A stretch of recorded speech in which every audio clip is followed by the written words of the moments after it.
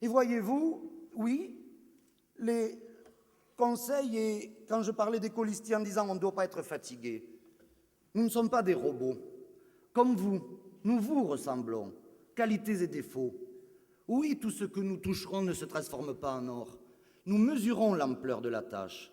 Et quelle tâche? Quelle tâche? Je vois Marilyn au premier rang, qui, si les Carcassonnais le décident ainsi, aura pour fonction d'être première adjointe au maire, avec la profession prestigieuse et tout l'amour que lui portent les Carcassonnais demain. Certes, sa vie va changer pour que la vie des Carcassonnais change.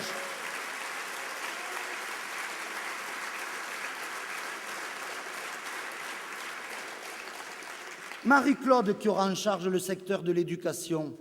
Secteur de l'éducation essentiel où, une fois encore, pour cette rentrée scolaire, nous l'avons dit au Païchérou, nous le répétons, il serait intolérable qu'il y ait des enfants qui rentrent la rentrée prochaine dans des écoles en préfabriqué à Carcassonne, parce que oui, mesdames, messieurs, la capitale du département, la préfecture de l'Aude, nous avons encore nos enfants qui sont dans des préfabriqués, ce qui veut dire, vous le comprenez, que l'hiver, on est obligé de surchauffer, que l'été, l'air conditionné dans des préfabriqués, c'est de l'argent gaspillé, et que ce que mérite une ville à un moment donné, c'est de mettre le paquet dans l'éducation, l'école laïque, républicaine, celle qui nous fait, elle nous fait nous surpasser.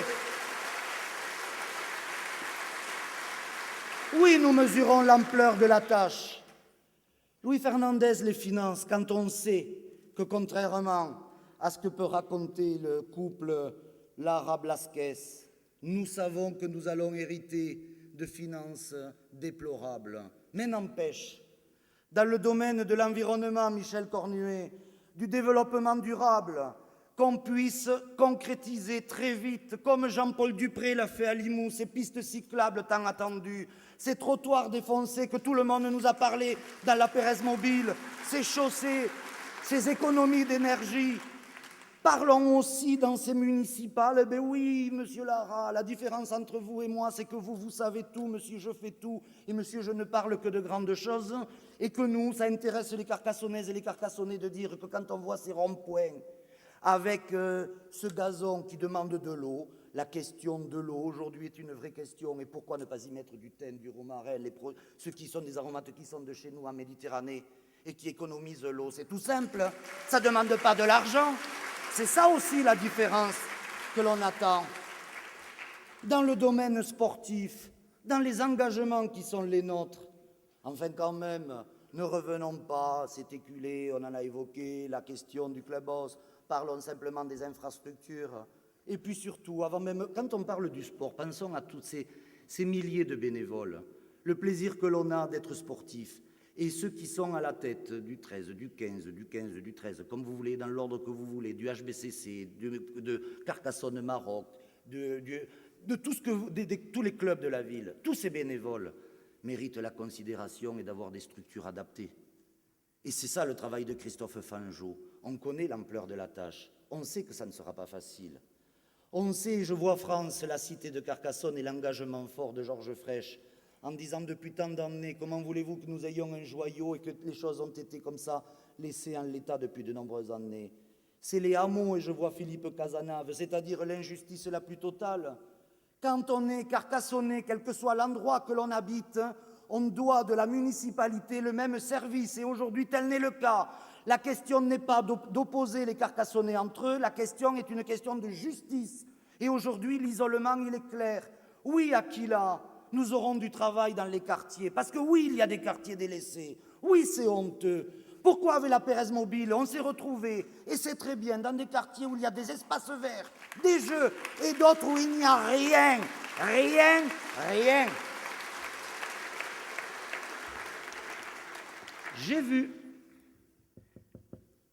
vu pourquoi ils ont un tort, ces quartiers-là.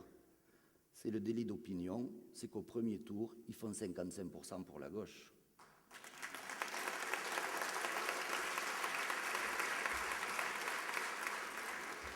Tamara a été notre cheftaine à la Pérez Mobile. Méthode appliquée.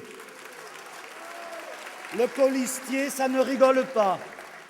Le colistier, ça ne rigole pas. Il a sa carte d'état-major du quartier Tamara lui a dit « tu feras telle rue et il faut rendre », mais ça, nous l'avons utilisé pour la campagne électorale, mais une fois élu, est-ce que c'est pas ça la nouvelle gouvernance? Est-ce que c'est pas cette méthode-là que l'on va utiliser, Henri Garino? Est-ce que c'est pas ça, justement, non pas demander aux Carcassonnais de venir à l'hôtel de ville, mais que ce soit les élus qui viennent dans les quartiers, qui viennent discuter et qui viennent... Qu'est-ce que ça va coûter? Qu'est-ce que ça va coûter, ça? Rien. De l'énergie, oui, mais tout le monde n'a pas la chance de siéger au conseil municipal. Et ce qui a été très clair au départ, c'est l'engagement hors du commun des futurs conseillers municipaux qui va nous demander, Marie-Laure, de l'énergie.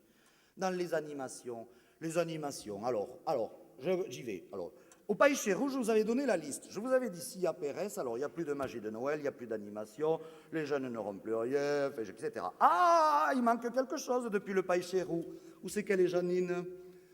Voilà, elle est là, Janine. Janine, tu le sais ce qu'on a rajouté. S'il y a Pérez, le 3e RPIMA s'en va. Hein. C'est la nouveauté.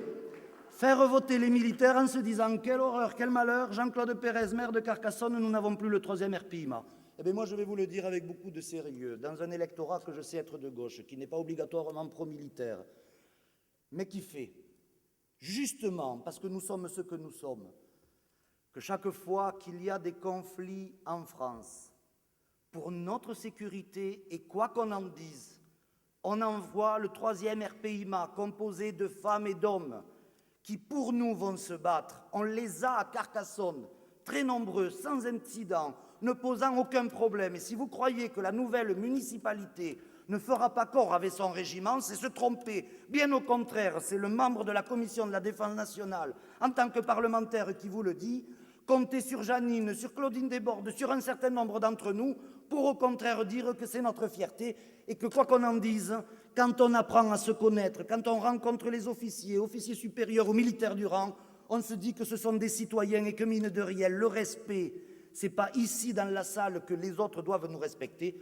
Nous aussi comprenons leur démarche et surtout, le bleu, le blanc et le rouge qui font claquer pour nous, c'est aussi les valeurs de la République et ce que nous défendons depuis longtemps.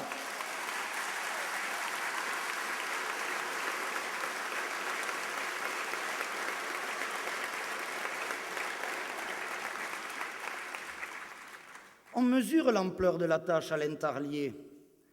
La culture à Carcassonne. Mais la culture à Carcassonne, nous sommes au théâtre. La question n'est pas de grand chamboulement, la question quelle est-elle? C'est de se dire, mais au moment où je vous parle, j'ai en tête le début, si vous avez lu l'épopée cathare de Michel Roquebert. Michel Roquebert commence son livre en disant « Les autochtones aperçoivent la cité mais ne la voient pas. » Nous avons des gens de culture dans notre département, sur la belle ville de Carcassonne, et on ne les utilise pas. N'est-ce pas, Serge Didier, n'est-ce pas, Thierry Almond? Et je voudrais avoir une pensée au théâtre ce soir, pour vous dire, parce que peut-être ne le savez-vous même pas, qu'un de mes voisins, j'habite Place Carnot, et un de mes voisins s'appelle M. Jacques Charpentier. Il était inspecteur général de la musique sous M. André Malraux. Il habite Carcassonne, il a fait un opéra en occitan. Béatrice de Planissol, ça a été joué partout sauf à Carcassonne.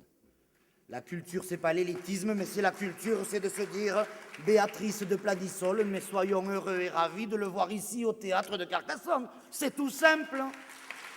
C'est tout simple, Alain.